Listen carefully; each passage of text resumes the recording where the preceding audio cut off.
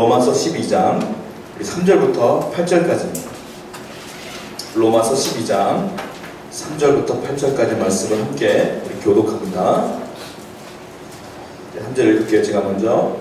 내게 주시는 대로 말미암아 너희 각 사람에게 말하노니 마땅히 생각할 그 이상의 생각을 품지 말고 오직 하나님께서 각 사람에게 나누어 주신 믿음의 분량대로 지혜롭게 생각하라. 우리가 한 몸에 많은 체질을 갖으나 모든 체가 같은 기능을 가진 것이 아니니 이와 같이 우리 많은 사람이 그리스도 안에서 한 몸이 되어 서로 지체가 되었느니라. 우리에게 주신 은혜대로 받은 은사가 각각 다르니 혹 예언이면 믿음의 분수대로 혹 섬기는 일이면 섬기는 일로 혹 가르치는 자면 가르치는 일로 혹 위로하는 자면 위로하는 일로 부지런한 자는 성실함으로 다스리는 자는 부지런함으로 긍휼을 베푸는 자는 즐거움으로 할 것이니라. 같이 기도합니다.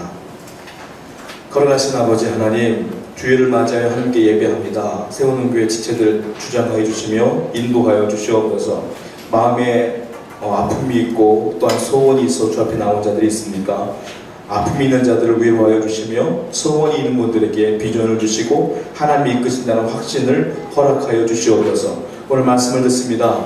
말씀을 하나님께서 우리 주실 때에 그 말씀을 아멘으로 화답할 수 있도록 인도하여 주시며 지혜를 주시어서 이 말씀을 깨닫는 놀라운 은혜가 있게 하여 주시옵소서. 증거하는 자나 또한 같이 말씀을 보는 자나 듣는 자나 모두가 은혜가 될 수 있도록 인도하여 주시옵소서.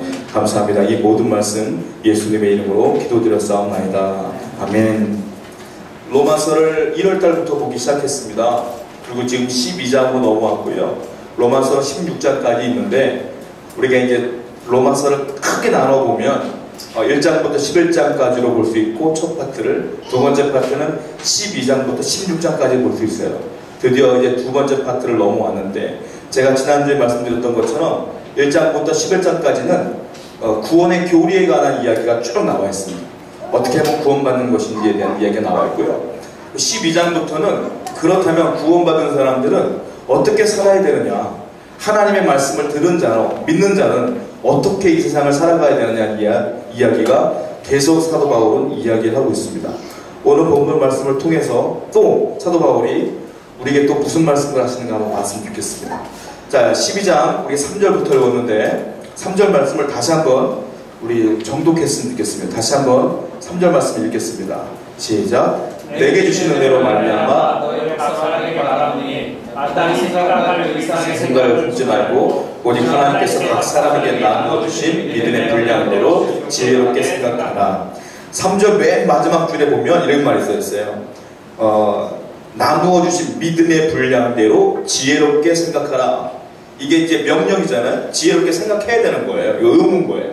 너희는 믿음의 분량대로 지혜롭게 생각해라 라고 했는데 이 원문의 뜻이 여기는 지혜롭게 생각하라 라고 표현을 했지만 다양하게 쓰일 수가 있어요. 한 5가지 정도로 신약성경에 써있더라고요. 첫 번째로는 마가복음 5장 15절, 누가복음 8장 35절을 보니까 귀신 들린 사람이요 갑자기 한 주님을 만나고서 회복되어집니다. 온전해졌어요. 그때 요 단어를 써요. 귀신 들린 자가 온전해졌을 때가 바로 요 의미랑 똑같은 거예요. 지혜로운 거, 믿음의 분량대로 지혜로운 것과 귀신 들린 자가 온전해진 것과 비슷한 의미로 쓰여져요. 또 로마서 오늘 3장 보면 믿음의 분량을 따라 지혜롭게 생각하라 요 부분, 그리고 또 한 가지는 고린도후서 5장 13절을 보면은 열광주의자들에 대한 이야기가 사도 바울을 해요. 열광주의자들을 조심하라. 그리고 대조대로 내용들을 얘기를 해요. 그 열광주의를 조심하라 할 때 요 단어를 쓰고요. 그리고 디도서 2장 6절을 보니까 신중하고 규율 있는 생활을 해라 라고 사도 바울이 또 얘기를 해요. 그리고 마지막으로 베드로전서 4장 7절을 보면 베드로가 종말론적 광란에 빠져있는 사람들에 대해서 절제해라 이렇게 말을 하고 있거든요. 똑같은 단어인데 의미가 굉장히 달라요. 그런데 이 의미를 가만히 생각해보면 하나의 의미로 유추해 볼 수 있어요. 뭐냐면 신비주의, 열광주의, 그리고 율법주의, 이 모든 것에서 벗어나서 중도를 지켜라. 적당하게 이것도 빠지지 말고 저것도 빠지지 않고 하나님의 은혜를 기억하며 중도를 걸어라 이런 의미예요. 그러니까 이 말은 결국 믿음의 분량대로 지혜롭게 생각하라. 이것은 세상이 워낙 감정주의로 빠지고 이단들이 난무하니까 거기에 따라 흔들리지 말고 하나님을 바라보며 지혜롭게 지혜롭게 굳건히 서라 이런 의미가 비슷한 거란 말이에요. 열광주의도 사도 바울은 반대했고요. 그렇다고 지나친 율법주의도 반대했다는 거예요. 사도 바울이 말하는 건 복음주의예요. 주를 바라보는 복음주의. 복음주의로 살아가는 것이 지혜롭게 생각하는 것이다 라고 사도 바울이 이야기하고 있는 거예요. 자, 또 3절 말씀 보니까 사도 바울이 또 우리에게 요구하는 게 있습니다. 뭐냐면 첫 번째 줄에 보면 이런 말이 있거든요. 마땅히 생각할 그 이상의 생각을 품지 말아라 했어요. 마땅히 생각할 그 이상의 생각을 품지 말아라. 이게 무슨 의미냐? 우리가 마땅히 생각할 그 생각이 뭘까요? 마땅히 생각해야 될 생각. 사도 바울이 지금 염두에 두고 말하는 게 뭐냐면 우리가 마땅히 생각해야 될 생각은 하나님의 생각이에요. 우리가 마땅히 생각해야 될 생각은 하나님의 말씀이에요. 그런데 사도 바울이 경고합니다. 우리가 마땅히 생각할 그 이상의 생각을 하지 말아라. 즉 하나님의 생각보다 더 오버하지 말아라. 또 하나님의 말씀보다 또 더 오버하지 말아라. 이 말인 거예요. 그래서 사도 바울이 말하는 건 더도 말고 덜도 말고 딱 하나님 말씀대로 살아라. 딱 하나님의 생각대로 살아라. 이것이 지혜롭게 사는 것이란다 라고 표현을 하고 있는 겁니다. 이게 그러니까 오버한다는 것을 조금 더 자극적인 언어로 사용하자면 주제 넘은 생각이라고 할 수 있어요. 그러니까 사람이 적당히 생각해야 되는데 적당히 행동해야 되는데 좀 오버하면 사람들이 그러죠. 주제 넘게 왜 그래? 그러지 않습니까? 주제 넘는다는 건 무슨 말입니까? 상대방의 생각과 상대방의 말씀이 중요한 게 아니라 내 생각과 내 마음이 더 중요한 거예요. 그러니까 그들이 말하는 것보다 오버하게 되는 거거든요. 즉 이 말은 사도 바울이 말하는 숨어있는 의도는 뭐냐면 이 인생의 주도권을 정확하게 하나님 말씀대로 하나님의 생각대로 이끌려가야 되는데 너는 지금 주제 넘은 생각을 하고 있다는 거예요. 뭐냐? 너의 인생과 너의 삶을 정확하게 하나님 말씀대로 살지 않고 네 생각대로 네 맘대로 사니까 그렇게 하면 안 된다는 거예요. 이걸 다른 말로 말하면 내 인생의 주도권은 내가 있다고 착각하는 거. 그 조심해야 된다는 거예요. 여러분들은 하나님을 믿습니까? 예수 그리스도를 믿습니까? 구원받으셨습니까? 그렇다면 우리는 반드시 내 삶의 주도권은 하나님께 있다고 믿고 나가야 되는 거예요. 내 인생의 주도권은 내가 있다는 착각을 하면 안 된다. 사도 바울이 이야기하고 있는 겁니다. 그렇다면 내 인생에 대한 나 자신에 대한 사고를 하는 사람들의 특징이 있어요. 딱 두 가지 관점으로 볼 수 있습니다. 첫 번째로 내가 나를 볼 때 참 못나게 보는 케이스가 있어요. 내가 나를 볼 때 자존감 낮은 분들이 있어요. 내가 나를 볼 때 형편없어요. 저 사람과 나를 비교해 보니까 내가 너무 형편없어요. 자, 내가 주도권을 갖고 있는 사람 특징이에요. 그런 사람들은 내가 나를 볼 때 나를 불쌍히 여기고 절망에 빠지고 우울감에 빠집니다. 하나님이 원하시는 게 그게 절대로 아니라는. 자, 모세 사건을 볼까요? 모세가요, 우리는 착각하는 게 있는데 참 겸손한 줄 알았어요, 처음에. 하나님께서 가시떨기 나무에서 호렙산에서 모세를 부릅니다. 그 모세에게 말하죠. 모세야, 내가 너와 함께 할 테니까 바로에게 가서 내 민족을 구원해내라. 그때 모세가 굉장히 겸손한 발언합니다. 주여, 나는 갈 수 없습니다. 왜냐하면 나는 늙었고요. 나는 입술이 뻣뻣합니다. 그리고 나는 갈 수가 없어요. 그 단어만 보면 굉장히 겸손해 보여요. 근데 그게 겸손이 아니에요. 모세가 이미 자기의 힘으로 이스라엘을 구원해 해보려고 했지만 살인자가 되었고 도망자가 되었지 않습니까? 그 이후에 모세는 40년 동안 유명무실한 삶을 살았어요. 그리고 그때 왕자의 역할을 했던 그 사람이 초야에 묻혀서 양치기하고 있다가 늙어갔단 말이에요. 그러다 보니까 자기 인생에 대한 회의감이 느끼면서 실망과 절망감으로 쫙 빠진 거예요. 그때 하나님이 콜링을 했거든요. 그때 모세가 한 말은 저는 못 가요. 이거 겸손이 아니라 자기가 자기를 보니까 너무 형편없는 거예요. 그러니까 절망감에 빠져서 자존감이 낮아져서 그 발언을 한 것 뿐인 거예요. 근데 그것도 하나님은 화를 내셔요. 계속 화를 내셔요. 그리고 결국 모세를 끄집어내요. 왜 그런 마음을 갖는지 아십니까? 내가 나를 보니까 형편없는 거예요. 내 인생을 내가 보니까 형편없는 거예요. 하나님의 관점으로 보면 상관이 없는 문제인데 자꾸 내 인생을 내가 주도한다고 생각하니까 내가 나를 보니까 형편없는 거예요. 그것도 하나님 보실 때 교만이에요. 하나님 원하시는 마음이 아닌 거예요. 여러분 혹시 자존감이 낮은 분들 계세요? 정신 차리세요. 그거 겸손 아니에요. 하나님 보실 때 화날 일이요. 내 인생은 하나님이 주관하시기 때문에 자존감이 낮을 이유도 없는 거예요. 절망감에 빠질 이유도 없는 거예요. 할렐루야. 이겨내실 수 있어야 되는 거예요. 이게 믿음이란 말이에요. 성경을 볼까요? 시편 139편 13절부터 16절까지 볼게요. 시편 139편 13절부터 16절까지. 자, 시편 139편 13절부터 16절까지 있습니다. 같이 읽게요. 시작. 주께서 내 심장을 지으시며 나의 모태에서 나를 만드셨나이다. 내가 주께 감사하오면 나를 지으심이 심히 기묘하심이라. 주께서 하시는 일이 기이함을 내 영혼이 잘 아나이다. 내가 은밀한 데서 지음을 받고 땅의 깊은 곳에서 기이하게 짐을 받은 때에 나의 형체가 주의 앞에 숨겨지지 못하느니라. 내 형질이 이루어지기 전에 주의 눈이 보셨으며 나를 위하여 정한 날이 하루도 되기 전에 주의 책에 다 기록이 되었나이다. 무슨 말입니까? 주께서 내 심장을 지었대요. 나의 모태에서 나를 만드셨대요. 내가 그래서 주께 감사하다는 거예요. 주께서 나를 지으신 게 기묘하대요. 주께서 나를 인도하신 것이 기묘하대요. 주님께서 내 영혼을 잘한대요. 이런 얘기가 쭉 나오는 거예요. 무슨 말이에요? 이 시편 기자는 뭐라고 말하는 거냐면 하나님이 나를 지었다, 나를 만들었다 라고 생각하니까 절망할 이유가 없는 거예요. 감사가 터져나오고 기쁨이 터져나오는 거예요. 자, 자존감이 낮은 이유는 뭔지 아세요? 하나님이 나를 지었다는 생각을 까맣게 잊어버린 사람 자존감이 낮은 거예요. 하나님이 나를 이끈다는 생각을 가진 사람 절대로 자존감이 낮을 수 없어요. 이 사람은 철저히 하나님 나를 지었다고 믿었기 때문에 감사가 터져나오고 은혜가 터져나오는 거예요. 사랑하는 여러분, 이제 하나님 여러분을 지으신 걸 더 확고히 믿으시기 바랍니다. 하나님 여러분을 인도하신다는 걸 믿으시기 바랍니다. 두 번째로, 내가 나를 이끈다고 생각하는 사람이 나를 바라보는 두 번째 관점은 뭐냐면 자신을 굉장히 높이 평가합니다. 이 교만한 사람은 또 이런 케이스가 많아요. 자, 이사야서를 한번 또 찾아볼게요. 이사야서 14장 13절부터 14절입니다. 이사야서 14장 13절부터 14절. 이사야 14장 13절부터 14절 읽습니다. 시작. 내가 내 마음에 이르기를 내가 하늘에 올라 하나님의 못 별 위에 내 자리를 높이리라. 내가 북극 지폐의 산 위에 앉으리라. 내가 가장 높은 구름에 올라가 내가 지극히 높은 이와 같아지리라 하는도다. 자, 요 짧은 구절 속에서요, 내가, I will, 내가라는 단어가 몇 번 나와요? 5번 나와요. 보세요. 내가 내 마음에 있는 걸 내가 하늘에 올라 또 내 자리를 높이리라. 내가 북극 지폐의 산 위에 앉으리라. 내가 가장 높은 구름에 올라가 또 내가 지극히 높은 이와 같으리라.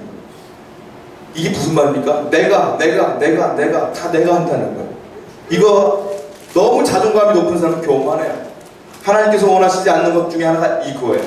사탄이 우리에게 주는 가장 달콤한 유혹이 뭐냐? 이 교만한 거예요. 네가 했지, 네가 하고 말고. 이 교만함 때문에 무너진 사람이 사울이고 성경에 수많은 사람이 교만함 때문에 무너졌어요. 그 사도 바울이 말하는 건 뭐예요? 네가 나를 보는 관점, 자존감도 낮게 보지 말아라, 높게 보지 말아라. 어떻게 봐야 된다는 거예요? 사도 바울이 3절에 뭐라고 표현하고 있습니까? 3절 어떻게 말하고 있어요? 내게 주신 은혜로 말미암아 너희 각 사람에게 말하노라. 뭐라고요? 내게 주신 은혜로 말미암아. 사도 바울이 말하는 건 뭐냐면은 은혜로 말미암아 난 너희에게 말하는 거야. 이 말. 뭐예요? 하나님이 내게 주신 은혜로 말미암아, 감동으로 말미암아 너에게 말하는 거야. 내가 말하는 게 아니야. 내게 주신 하나님의 은혜로 말하는 거야. 이게 사도 바울이 원하는 답인 거예요. 할렐루야. 내가 한 게 아니에요. 주님이 하신 거예요. 주님이 이끌어 주신 거예요. 그러니까 주님이 이끌기 때문에 절망할 이유도 없고 주님이 하신 것 때문에 교만할 이유도 없는 거예요. 다 내게 있는 일은 하나님이 하신 거예요. 이런 믿음으로 오늘을 살아가신 여러분들에게 축원드립니다. 그렇다면 내가 나를 보는 관점 말고요, 성경에서 나를 보는 관점은 뭘까요? 네 가지를 볼 수 있어요. 첫 번째, 성경에서 우리를 어떻게 바라봅니까? 모든 인간은 창세기 1장 1절에 창세기 1장에 보면 하나님의 은혜로 말씀으로 창조되어진 거예요. 우리는 하나님의 피조물입니다. 할렐루야. 우리 주님 만드신 거예요. 이게 첫 번째 관점이에요. 두 번째는, 그런데 우리가 주의 말씀을 떠나서 주님을 버렸어요. 그러니까 주님을 떠난 죄인인 거예요. 이게 성경에서 말하는 우리예요. 자, 신앙을 갖고 믿음을 갖는데 첫 단추가 잘 껴줘야 되는데 그 단계가 뭐냐면 하나님이 나를 만드신 거가 아니라 내가 주님을 떠난 죄인입니다라는 고백이 있을 때 우리가 예수 그리스도를 영접할 수 있지, 죄인이라는 걸 인정하지 못하는 사람은 절대 영접할 수 없어요. 이걸 믿기 시작해야 된다는 거예요. 자, 성경에서 말하는 건 난 하나님 만드신 사람이에요. 근데 내가 하나님을 떠난 사람이요, 난 죄인인 거예요. 그렇기 때문에 세 번째는 나는 구원받을 수가 없는 거예요. 마지막으로 성경이 또 말하는 게 뭐냐면 그래서 주님 예수 그리스도를 우리에게 이 땅에 보내셨고 그분을 믿는 자는 구원을 얻는 거예요. 이게 성경에서 우리 인간을 바라보는 관점이에요. 이대로만 바라보면 되는 거예요. 나는 죄인입니다. 이걸 믿고 시작하면 되는 거예요. 그러니까 주님 아니면 안 됩니다. 라는 삶으로 살면 되는 거예요. 근데 많은 사람들은 이 단계들을 잊어먹고 산다는 거예요. 여러분들은 어떻습니까? 주님 아니면 안 됩니까? 제가 목회하면서 또 개척하면서 절실하게 뇌를 장악하기 시작하는 게 뭐냐면 정말 주님 아니면 안 됩니다. 이 생각이 점점 장악을 해요. 계속. 예전에는 이미 장악했는 줄 알았는데 아니더라고. 또 목회하는 또 아니더라고요. 여전히 교만함이 있었고 여전히 자신감이 있었고 주님 아니면 안 됩니다라는 생각이 장악되어집니다. 나는 그래서 감사해요. 사랑하는 여러분, 여러분의 인생이 망가지기 시작합니까? 무너지기 시작합니까? 실패하기 시작합니까? 원한대로 안 되기 시작합니까? 은혜입니다. 왜? 그때부터 주님 아니면 안 됩니다라는 생각이 들기 시작할 거예요. 주님이 원하시는 단어가 그거 아닐까 싶은 생각이 들어요. 자, 오늘 사도 바울에게 첫 번째 말하는 게 뭐냐면 너 자신에 대한 생각을 잘해라 이거예요. 믿은 자요, 구원받은 자요, 너 자신에 대한 생각을 잘해라. 어떻게 해요? 교만하지도 말고 교만하지도 말고 그리고 자존심이 낮아지지도 말고 우리 복음으로 온전히 서라 이렇게 말하고 있고요. 두 번째로는요, 성경에 보니까 공동체, 지체의식에 대한 생각을 잘해라 이렇게 말하고 있습니다. 4절과 5절입니다. 본문 한번 읽어볼게요. 시작. 우리가 한 몸에 많은 지체를 가졌으나 모든 지체가 같은 기능을 가진 것이 아니니 이와 같이 우리 많은 사람이 그리스도 안에서 한 몸이 되어 서로 지체가 되었느니라. 사도 바울은 우리는 한 몸이라고 말했고 그리고 많은 지체라고 또 말을 했어요. 그러니까 공동체를 말하는 거고 교회를 말하는 거죠. 비행기가 만들어진 목적은요, 승객들을 안전하게 목적지까지 모셔가는 것이 비행기의 역할이고 목적입니다. 근데 비행기를 보면요, 앞에 날개에 프로펠러도 있고요, 날개도 있고요, 또 착륙하고 이륙할 때 바퀴도 있고요, 엔진도 있어요. 자, 엔진과 프로펠러와 바퀴와 날개 이런 것들이 전부 다 조화를 이루었을 때에 비행기는 이륙을 합니다. 그런데 그것이 조화를 이루지 못하면 이륙할 수가 없어요. 여러분도 요즘은 얼굴이 진짜 좋은 게 이제 얼굴이 중요하다는 걸 느끼는 게 뭐냐면 요즘 개그맨들 몸짱 된다고 다이어트들 많이 하시더라고요. 몇몇 개그맨들 이제 몸짱 되셔서 나오셨는데 솔직히 말하면 별로 멋있지가 않아. 나는 그때 깨달았어. 몸이 중요한 게 얼굴이 중요하다는 걸 많이 깨달았어. 패션의 완성은 얼굴인 것 같아요.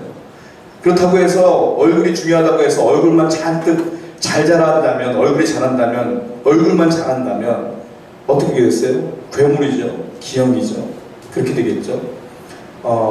여러분 세포 중에 중요한 세포들이 있고 또 좋지 않은 세포도 있는데 자기들이 잘났다고 해서 혼자 막 자라는 세포도 있어요. 혼자 크게 자라는 세포가 있어요. 그게 뭔지 아십니까? 그게 암세포입니다. 세포가 혼자 비정상적으로 자라면 좋다가 아니에요. 그게 암이 되는 거예요.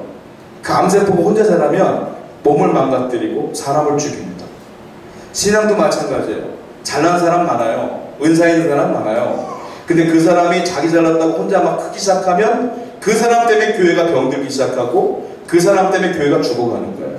사도 바울이 말하는 건 믿는 자들아 너희들은 교회로 올 거 아니냐, 공동체를 이룰 거 아니냐, 그렇다면 서로 지체의식을 갖고 서로 행복하고 도역하며 잘 자라야 될 텐데 혼자 교만하지도 혼자 튀지도 잘 자라지도 말아라. 이 말을 지금 사도 바울은 이야기하고 있는 거예요.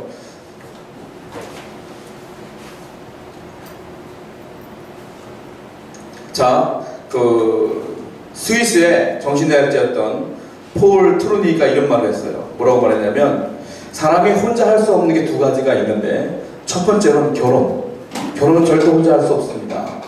두 번째는 뭘 못하냐면은 예수를 믿는 거. 그리스도를 영접하는 건 절대 혼자 할 수 없습니다. 당신은 누군가를 통해 전도를 받았을 것이고, 그리고 공동체 안에서 누군가를 통해서 위로를 받았을 것이에요. 그러니까 신앙이 건강해지려면 공동체가 있어야 돼. 나 스스로 신앙생활 잘한다는 것, 이단으로 잘못된 신앙으로 빠질 확률이 굉장히 높습니다. 공동체 굉장히 중요하다고 사도 바울은 이야기하고 있어요. 미국 캘리포니아에 레드우드라고 하는 나무가 있죠. 그 예전에 설교 때 제가 많이 들었던 것 같아요. 어떤 목사님 설교 때. 그게 2000년, 3000년을 산대요. 높이는 100m가 넘고, 그리고 이 둘레는 8m, 9m가 되고, 사람들이 몇 명이 달라붙어야지 하나로 이렇게 알 수 있다고 하더라고요. 근데 학자들이 이 나무가 왜 이렇게 클까? 연구를 했더니 그 이유가 뭐냐면 그 나무 뿌리가요 쭉 내려갔는데 옆에 나무 계속 엉켜있더라는 거예요. 그래서 바람이 불어도 서로 연결되어 있기 때문에 흔들리지 않아 2000년, 3000년을 살았구나 라고 학자들이 결론을 냈대요. 건강한 공동체가 중요한 것 같아요. 신앙생활을 하는 데 있어서. 저는 세우는 교회가 그런 건강한 공동체가 되기를 원해요. 여러분들이 그러한 사람이 되기를 축원드립니다. 사도 바울이 지금 말하는 것은 이 공동체에 대한 얘기를 합니다. 그러면서 사도 바울은 바로 연결돼서 무슨 얘기를 하냐면 6절부터 은사에 대한 이야기를 쭉 해나가기 시작합니다. 자, 6절부터 우리 8절까지 읽어볼게요. 시작. 우리에게 주신 은혜대로 받은 은사가 각각 다르니 혹 배우면 믿음의 분수대로, 혹 섬기는 일이면 섬기는 일로, 혹 가르치는 자는 가르치는 일로, 혹 위로하는 자는 위로하는 일로, 부지런한 자는 성실함으로, 다스리는 자는 부지런함으로, 부유를 베푸는 자는 즐거움으로 할 것이니라. 자, 여기서부터 은사가 나오는데 여러분들이 기억해야 될 게 있습니다. 뭐냐면 우리에게 주신 은혜대로 받은 은사가 각각 다르다. 각각 다르다 그랬어요. 은사를, 성경에 나오는 모든 은사를 가지고 있는 사람은 제가 본 적이 없습니다. 저도 그렇지는 않고요. 그 이유가 뭘까? 이 성경을 묵상하다가 고민해봤어요. 왜 이 은사를 다 주지 않았을까? 결론이, 제가 내린 결론은 그거야. 만약에 이 은사를 다 가진 사람은 100% 교만해질 것이고 100% 사람들 무시할 것 같은 생각이 들더라고요. 하나님은 기가 막힌 걸 잘하셔가지고 각 사람에게 은사 한두 가지밖에 안 주셨더라고요. 보니까 저도 목사이지만 은사가 한두 가지밖에 없어요. 여러분들도 마찬가지일 거예요. 그 19세기에 미국의 대부흥을 일으켰던 D.L. 무디 선생님 같은 경우는 동역자가 있었거든요. D.L. 무디가 설교를 굉장히 잘합니다. 설교를 들으면 많은 사람들이 복음으로 나오게 돼 있어요. 그런데 이 D.L. 무디가 못하는 게 있어요. 찬양을 그렇게 못해요, 이 사람. 그래서 그 옆에 누구랑 같이 사역하냐면 생키라고 하는 여인과 함께 사역을 했어요. 그 사람은 찬양을 너무 잘해요. 그러니까 D.L. 무디가 본인의 양쪽을 너무 잘했기 때문에 생키라고 하는 여인과 함께 사역을 시작했다는 거예요. 또 D.L. 무디는 본인이 너무 못 배웠어요. 못 배웠기 때문에 신학이 너무 약해. 동역자가 있었어요. 누구지 아십니까? R.A. 토레이 박사가 바로 옆에 있었어요. 그러니까 그 함께 동역을 했기 때문에 미국의 대부흥운동을 일으켰다라는 기록을 본 적이 있어요. 우리 세우는 교회도 비율로 따지면 성도보다 교육자가 더 많은 것 같아요. 우리 이한길 목사님 저희 동역자인데 가만히 생각해봤어요. 제가 설교 주면서 저 양반하고 나하고는 뭐가 더 먹어야 될까. 가만히 생각해보니까 이한길 목사님 특징이 나보다 이성적 판단을 훨씬 잘 하시더라고요.